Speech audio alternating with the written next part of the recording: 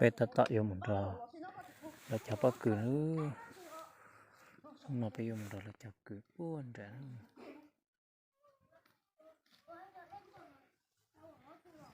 cái nó cứ hạ sư mày giờ một chút tàu thế nữa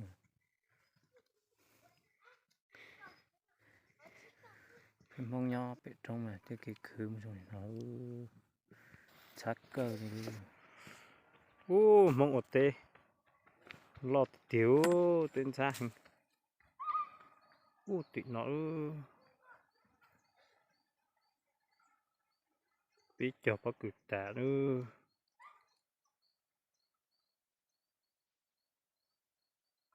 chắc chập lỡ trên đầm thành dư ô trận nó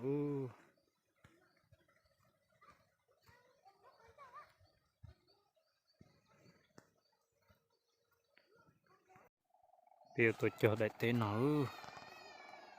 nó sẽ bắt chỗ sư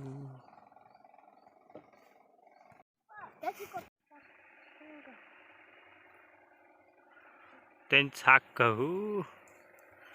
nó lúc không rồi, nó một tí không rồi, nó lúc không lắm.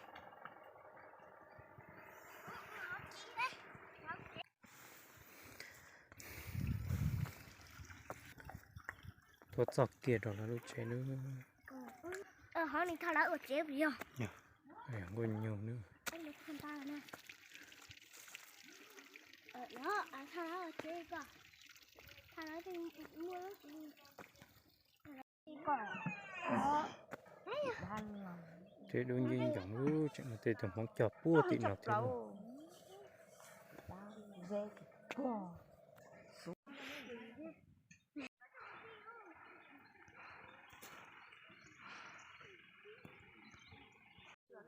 cho các cùng đàn đi hứ có dễ sư có dễ có chủ sư cho có dễ sư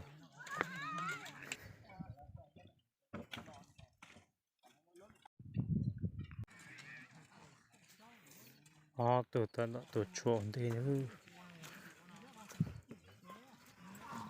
cho mẹ cho nó cá bút xuống nó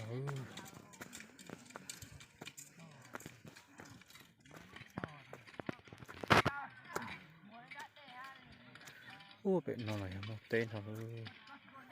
mong mà một tên đấy cơ tên xa sư